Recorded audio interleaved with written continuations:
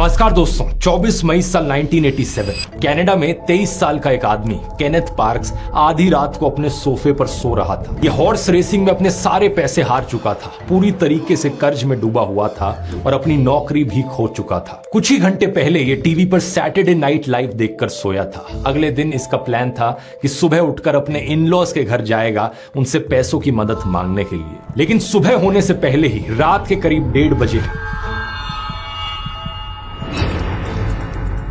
अचानक से ये अपने सोफे से उठकर गाड़ी में बैठ जाता है। बीच रात में ही ये हाईवे पर करीब 22 किलोमीटर ड्राइव करके अपने इन-लॉज के घर पहुंच जाता है।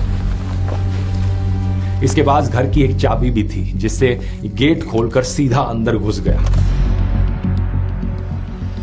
यहां ये अपनी मदर इन लॉ की हत्या कर देता है और फादर इन लॉ को सीवियरली इंजर कर देता है। इतना ही नहीं, फिर ये खून में सना हुआ और कंफ्यूज स्टेट में पुलिस स्टेशन पहुंच जाता है और सीधा जाकर पुलिस को कहता है कि मैंने अभी 2 लोगों को मार दिया है। इसके हाथों पर बहुत गहरे घाव थे लेकिन इसे कोई दर्द नहीं हो रहा था। एम्बुलेंस से हॉस्पिटल जाते वक्त इसने अपना मर्डर वेपन चाकू कहां रखा था ये भी बता दिया। लेकिन सबसे अजीब चीज इस कहानी में यह है कि केनेथ पार्क्स के पास अपने इन-लॉज को मारने की कोई वजह नहीं थी। ट्रायल के दौरान इसके वकीलों ने जो कहा वो सुनकर सब शॉक्ड रह गए। उनका कहना था कि केनेथ पार्क्स ने एक क्राइम सोते सोते किया है। वो होश में नहीं था, इसलिए उसे कोई सजा नहीं मिलनी चाहिए क्योंकि केनेथ पार्क्स यहां स्लीप वॉक कर रहा था।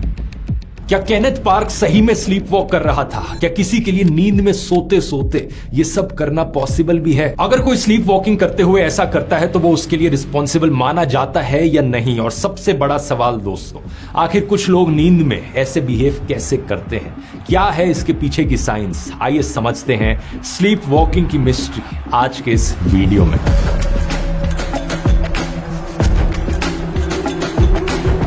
स्लीप वॉकिंग को मेडिकल टर्म्स में सोमनाम्बुलिज्म कहा जाता है। ये एक प्रकार का स्लीप डिसऑर्डर है जो नॉन रेम स्लीप के दौरान होता है। असल में बात क्या है दोस्तों, इंसानों में नींद को मोटे मोटे तौर पर 2 हिस्सों में डिवाइड किया जाता है। एक होती है रैपिड आई मूवमेंट स्लीप जिसे रेम स्लीप भी कहा जाता है और दूसरी होती है नॉन रैपिड आई मूवमेंट यानी कि एनरेम स्लीप। जैसा कि आप इनके नाम से समझ सकते हो, रेम स्लीप में जब हम सोते हैं तब हमारी आईज रैपिडली मूव करती रहती है। आंख बंद होती है लेकिन आई बॉल बड़ी रैपिडली हिलती रहती है। और एनरेम स्लीप में ऐसा नहीं होता। तो सबसे पहले जब हम सोने जाते हैं रात को, हम एनरेम स्लीप में एंटर करते हैं। एनरेम स्लीप की अपने आप में 3 अलग स्टेजेस होती हैं। पहली स्टेज में हमें हल्की हल्की नींद आने लगती है और किसी आवाज या एक्सटर्नल एक्टिविटी पर रिएक्ट करने की एबिलिटी कम हो जाती है। फिर धीरे धीरे ये नींद गहरी होती जाती है और एनरेम की स्टेज 3 सबसे गहरी नींद होती है। इस स्टेज में किसी सोते हुए इंसान को जगाना काफी मुश्किल होता है और अगर जगा भी दिया जाए तो वो इंसान कंफ्यूजन और डिसओरिएंटेड फील करने लगता है। फिर एनरेम की तीनों स्टेजेस के बाद इंसान रेम स्लीप में एंटर करता है और सपने इसी स्टेज में आते हैं। इस स्टेज में हमारा हार्ट रेट बढ़ने लगता है और ब्रेन रिलेटिवली ज्यादा एक्टिव हो जाता है। हमारा दिमाग मेमोरीज को कंसोलिडेट करने के लिए और इमोशंस को प्रोसेस करने के लिए काम करने लगता है। यही कारण है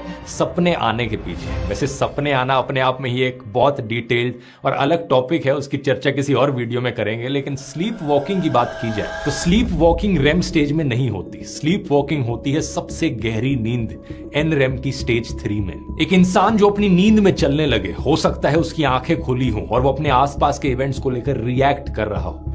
इसे देखकर कुछ लोगों को लग सकता है कि ये तो जागा हुआ है, ये कॉन्शियस है, लेकिन असलियत में उसके सारे सेंसरी परसेप्शंस लगभग बंद होते हैं। यानी कि उसकी आंखें खुली होंगी लेकिन वो चीजों को देख नहीं पाएगा, सूंघ नहीं पाएगा, सुन नहीं पाएगा। अपनी हैबिट के चलते और हल्की फुल्की ठोकर खाकर वो रास्ते में रखी चीजों से बचकर निकल जरूर सकता है लेकिन रियलिटी में वो कुछ सोच समझ नहीं रहा होता। वैसे आमतौर पर देखा जाए तो स्लीप वॉकर्स की आंखें ऊपर और अंदर की तरफ मुड़ी रहती हैं और उनके चेहरे पर एक ब्लैंक एक्सप्रेशन रहता है। और सबसे इंपॉर्टेंट बात यह है कि स्लीप वॉकिंग के दौरान हुई घटना जागने के बाद याद नहीं रहती। अगर किसी इंसान को स्लीप वॉकिंग के दौरान जगा दिया जाए तो वो कुछ समय तक कंफ्यूज्ड और डिसओरिएंटेड रहता है। वही चीज जो तब होती है जब आप किसी को एनरेम की स्टेज 3 स्लीप में जगा देते हो। अब इंसानों का क्या है कि हम लोग स्लीप साइकिल्स में सोते हैं। एक स्लीप साइकिल में ये चारों स्लीप स्टेजेस एक के बाद एक आती रहती हैं। N1, N2, N3 REM sleep और उसके बाद फिर से N1 आ गई। एक स्लीप साइकिल 90 मिनट से लेकर 110 मिनट के बीच तक चलती होती है। जब आप सोने जाते हो तो first half of the night में N3 का जो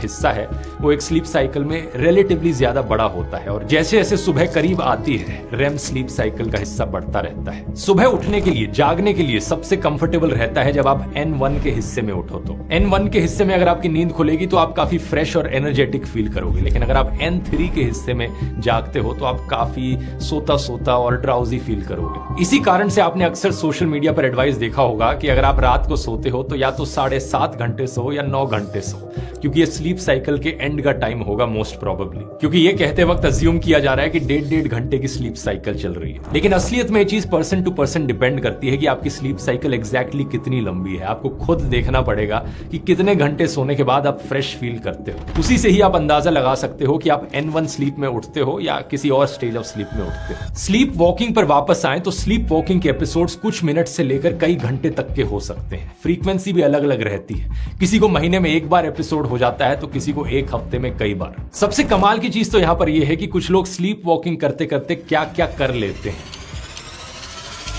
जैसे कि ब्रिटिश ऑस्ट्रेलियन आर्टिस्ट ली हैडविन का एग्जाम्पल देखिए। ये भाई साहब स्लीप वॉकिंग करते करते पेंटिंग कर सकते हैं। मजाक नहीं कर रहा, ये एक सच्ची कहानी है। ये जब 15 साल के थे तभी इन्होंने सोते सोते स्लीप वॉकिंग करते हुए फेमस हॉलीवुड एक्ट्रेसेस की 3 पेंटिंग्स बना दी। और सबसे अजीब बात यह है कि ये होश में रहते रहते पेंटिंग नहीं कर पाते, सिर्फ नींद में ही पेंट कर सकते हैं। Lee is expressing this by creating artwork is just a really nice manifestation of what his more emotional system is doing when it's not inhibited by these frontal areas.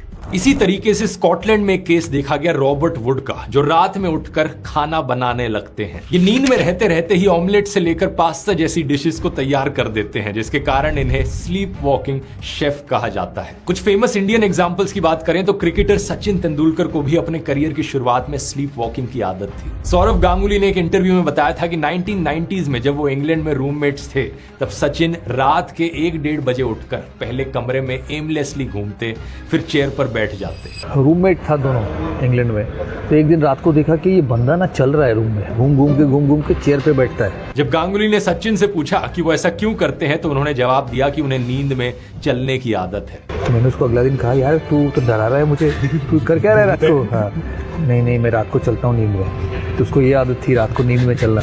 लेकिन अनफॉर्चुनेट चीज ये है दोस्तों कि sleep walking में हर कोई इतना creative या कोई इतनी हार्मलेस एक्टिविटी नहीं करता। कई बार लोग वायलेंट हो जाते हैं और क्राइम्स कर देते हैं, जैसा कि कनाडा में केनेथ पार्क्स का केस था। इसके बारे में बात मैं आगे वीडियो में करता हूं, लेकिन पहले जानते हैं कि ये स्लीप वॉकिंग होती ही क्यों है। इंडिया में स्लीप वॉकिंग को लेकर कई सारी अफवाहें फैली हुई है। कोई इन्हें भूत प्रेत से जोड़कर देखता है तो कोई कहता है कि ये पास्ट लाइफ की मेमोरीज है।